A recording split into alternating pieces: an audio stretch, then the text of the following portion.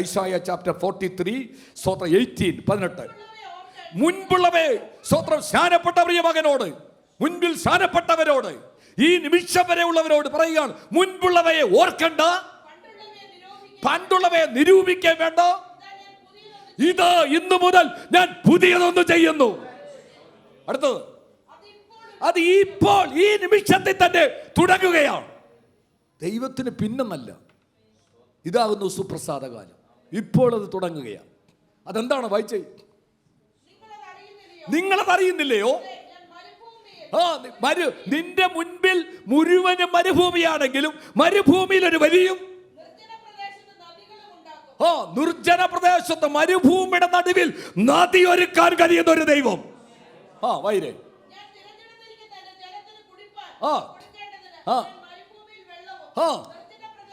അപ്പൊ ഏത് മരുഭൂമിയുടെ അനുഭവത്തെ കൂടെ നീ കടന്നു പോകേണ്ടി വന്നാലും ഞാൻ നിനക്ക് നീരുറവ തുറക്കും.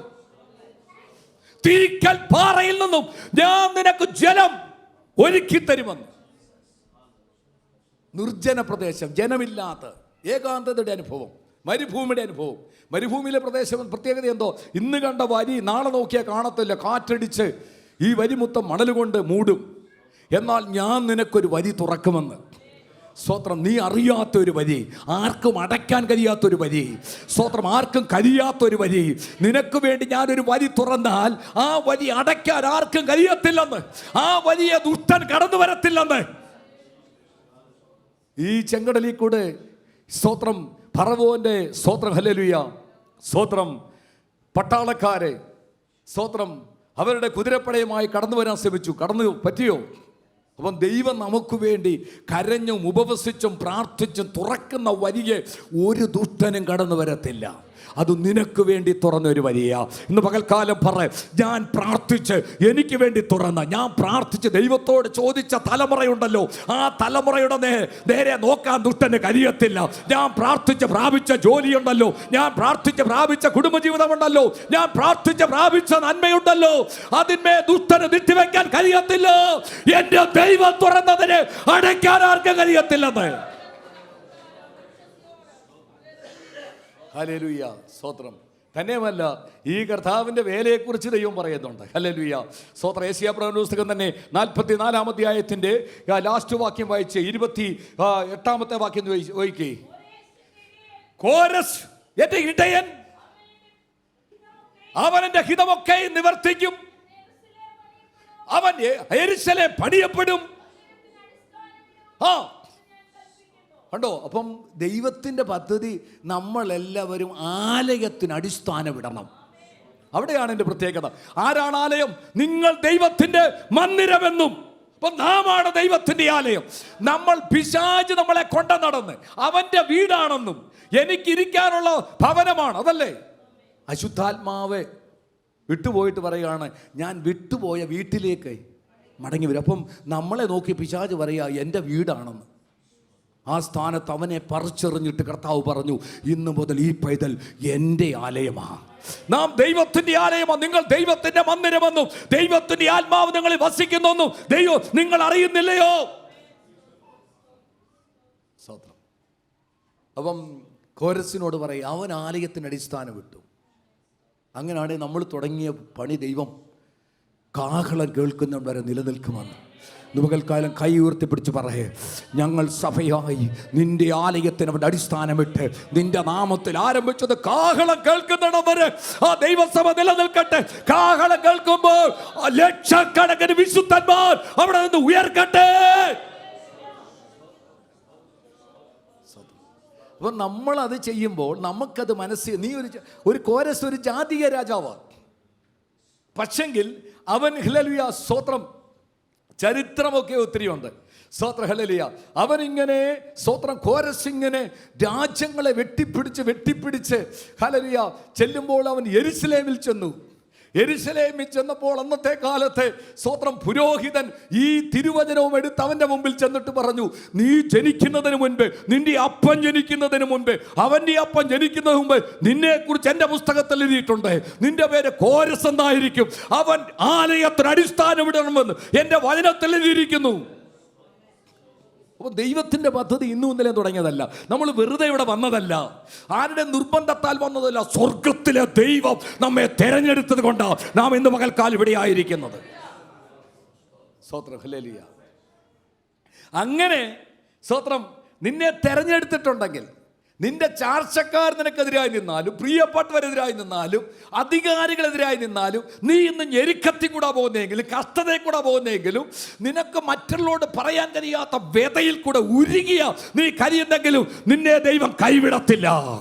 ദൈവം നിന്നെ തെരഞ്ഞെടുത്ത ദൈവം നിന്നെ കൈവിടത്തില്ല. 45:1 വായിരേ. 45:1 അടുത്ത വാക്യം. യഹോവ തന്റെ അഭിഷക്തനായ കോരസിനോട് ഇപ്രകാരം അരുളി ചെയ്യുന്നു. ദൈവം നിന്നെ വെറുതെ വിളിച്ചതല്ല, നിന്റെ മുമ്പിൽ നിൽക്കുന്ന ശത്രുവിനെ കീഴടക്കാനാ ദൈവം വിളിച്ചത്. നിന്നെ മുടിക്കുമെന്ന് പറയുന്ന, നിന്നെ ഇല്ലായ്മ ചെയ്യുമെന്ന് പറയുന്ന, നിന്നെ മുൻപോട്ട് വിടുകയില്ലെന്ന് പറയുന്ന, നിന്റെ തലമുറ ഇല്ലായ്മ ചെയ്യുമെന്ന് പറയുന്ന ആ ശത്രുവിന്റെ മേൽ ധൈര്യത്തോടെ നിൽക്കാനാണ് ദൈവം നിന്നെ വിളിച്ചിരിക്കുന്നത്. സ്തോത്രം. കോരസിന്റെ ഇടയൻ, സ്തോത്രം, ഞാൻ അവന്റെ വലതുകരം പിടിച്ചിരിക്കും. വായിരേ. ജാതികളെ കീഴടക്കി രാജാക്കന്മാരുടെ അരക്കച്ചകളെ അരിക്കേണ്ടതിനും, കഥകൾ അവന് തുറന്നിരിക്കേണ്ടതിനും, വാതിലുകൾ അവൻ അടയാതിരിക്കേണ്ടതിനും ഞാൻ അവന്റെ വലങ്കരം പിടിച്ചിരിക്കുന്നെന്ന്. എന്തിനൊക്കെയാ ദൈവം വലങ്കരം പിടിച്ചിരിക്കുക? ദൈവം നമ്മുടെ ഒരു മനുഷ്യന്റെ വലതുകരം പിടിച്ചിരിക്കുക. അതെന്താ കാര്യം? അവനൊരാഗ്രഹമുണ്ടായി ദൈവത്തിൻ്റെ ആലയത്തെക്കുറിച്ച്. ഇന്ന് പകൽക്കാലം ഇവിടെ ഇരിക്കുന്ന ഒരു ദൈവ പൈതൽ, എനിക്ക് ദൈവത്തിന് വേണ്ടി ജീവിക്കണം, എൻ്റെ ദൈവത്തെ പ്രസാദിപ്പിക്കണോ, നിൻ്റെ ഉള്ളിലൊരു ഒരു ചെറിയ ചിന്ത തുടങ്ങിയാൽ മതി. നീ കുഞ്ഞായാലും പ്രായമുള്ള വ്യക്തിയാണെങ്കിലും എൻ്റെ ദൈവത്തിന് വേണ്ടി എനിക്ക് ജീവിക്കണമെന്ന് തുടങ്ങുമ്പോൾ നീ ആലയത്തിന് അടിസ്ഥാനമിട്ട് തുടങ്ങുകയാണ്. അങ്ങനെയാണ് നിൻ്റെ കരം ദൈവം പിടിക്കും. പിന്നെ നിന്റെ മുമ്പിൽ ഒരു ശത്രുവും നിൽക്കത്തില്ല. സ്തോത്രം. നിന്റെ വലങ്കരം പിടിച്ചിട്ട് പറഞ്ഞു, സ്തോത്രം, ജാതികൾ നിനക്ക് കീഴടങ്ങേണ്ടതിന്, രാജാക്കന്മാരുടെ അരക്കച്ച, അവരുടെ അധികാരത്തെ നീ കീഴടക്കേണ്ടതിന്, അരക്കച്ചേദിക്കേണ്ടതിനും, വാതിലുകൾ നിനക്ക് തുറന്നിരിക്കുവാൻ, കഥകൾ അടയാതിരിക്കേണ്ടതിന് ഞാൻ നിന്റെ വലതുകരം പിടിച്ചിരിക്കുന്നു. ആ വലതുകരം ഒന്ന് മുക്കി പിടിച്ചു എല്ലാവരും ഒന്ന് പറഞ്ഞേ, കർത്താവേ ഈ കരത്തെ ഒന്ന് പിടിക്കണമേ, ഈ കരത്തെ ഒന്ന് പിടിക്കണമേ. ഞാൻ ആത്മാർത്ഥമായി ഇന്ന് പകൽക്കാലം അങ്ങയോട് പ്രാർത്ഥിക്കുന്നു, എൻ്റെ ഈ വലതുകരത്തെ ഒന്ന് പിടിക്കണമേ കർത്താവേ. ഇനി ഞാൻ തോറ്റു കിടക്കാതെ, ഇനി ഞാൻ പരാജയപ്പെട്ടു പോകാതെ എന്നോട് മനസ്സലിഞ്ഞ് എന്റെ വലതുകരം ഒന്ന് മുറുകെ പിടിക്കണമേ. കോരസിന്റെ വലതുകരം പിടിച്ചവനെ, എന്റെ മുമ്പിൽ പ്രതികൂലങ്ങളെ ജയിക്കാൻ, ദുഷ്ടന്റെ പദ്ധതികൾ തകരാൻ യേശുക്രിസ്തുവിന്റെ നാമത്തിൽ ഇന്ന് പകൽക്കാലം അവന്റെ മഹത്വം എന്റെ മേൽ വെളിപ്പെടട്ടെ, അവന്റെ ശക്തി എന്റെ മേൽ വെളിപ്പെടട്ടെ. വാതിലുകൾ എനിക്ക് തുറന്നിരിക്കട്ടെ, കതവുകൾ അടയാതിരിക്കട്ടെ. ആത്മാവിൽ അല്പനേരം ആരാധിച്ചാട്ടെ, കരമടിച്ച് അല്പനേരം ആത്മാവിൽ ആരാധിച്ചാട്ടെ. അവന്റെ ശക്തി നമ്മുടെ മേൽ വ്യാപരിക്കട്ടെ. അതുരാജുടബല രഗതര രാജവറേകലവൻ അന്തര രാജവധീകലകസ്തര ബൗഡവര ഉടബല രാജവറീവല ബൗഡവരവതര രാജ അതുരാജുടബല രഗതര രാജവറിവാൻ. Hallelujah, hallelujah.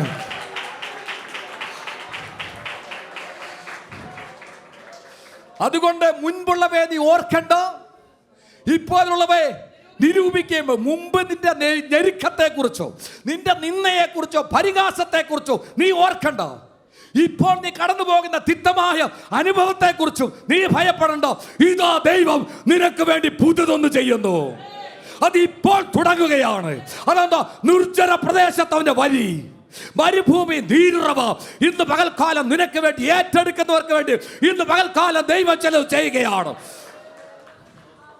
ദൈവം ഒരിക്കലും പോസ്റ്റ് പറയത്തില്ല. ഇവിടെ വരുന്നിടം വരെ ഈ വചനം വായിക്കണമെന്ന് സ്തോത്രം, ഞാൻ വചനം ധ്യാനിച്ചൊക്കെ വന്നത്.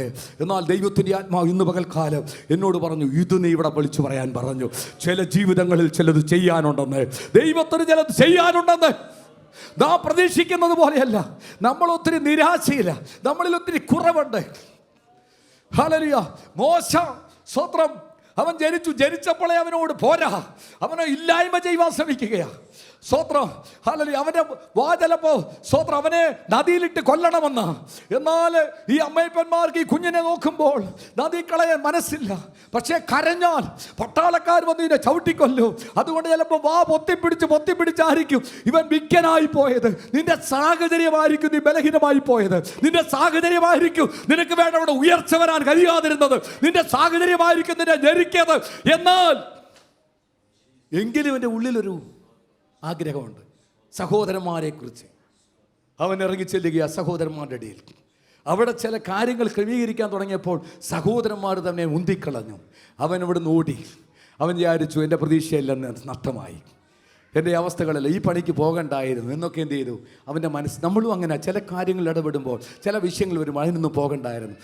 എന്നെ കേൾക്കുന്ന ദൈവത്തിലെ വലിയ നഷ്ടമാണ് നിനക്ക് വന്നെങ്കിലും ആ നഷ്ടത്തെ നികത്താൻ ദൈവത്തിന് കഴിയും. ദൈവത്തിന് കഴിയും. ആ നഷ്ടത്തെ നികത്താൻ ദൈവത്തിന് കഴിയും. നീ ആ നഷ്ടമോർത്ത് ഭാരപ്പെടണ്ട.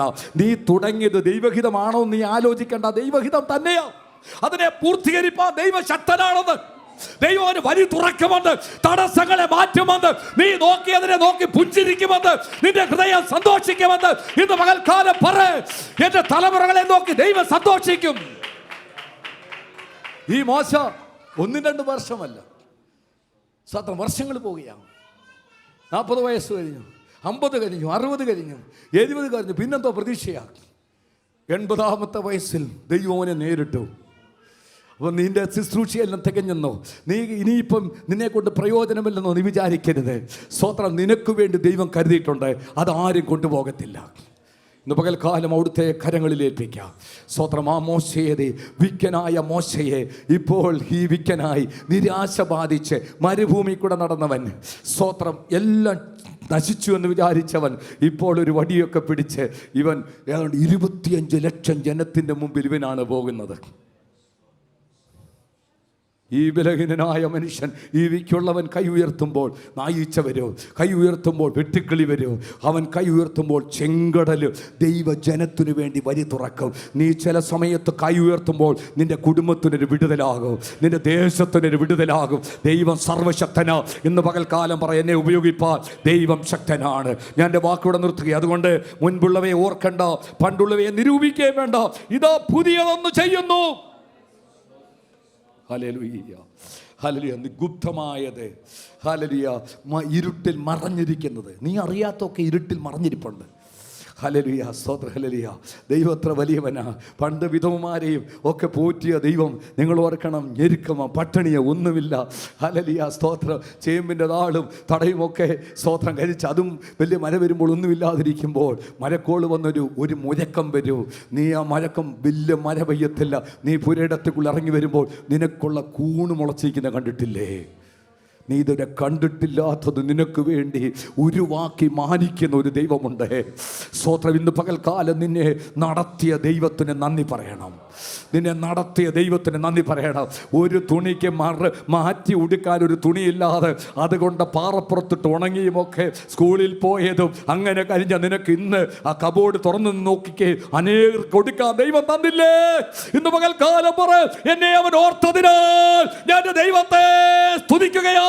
ഒരു നേരത്തെ ആഹാരത്തിന് പറഞ്ഞ സ്ഥാനത്ത് അനേകർക്ക് കൊടുക്കാൻ എന്റെ ദൈവം നിനക്ക് തന്നില്ലേ?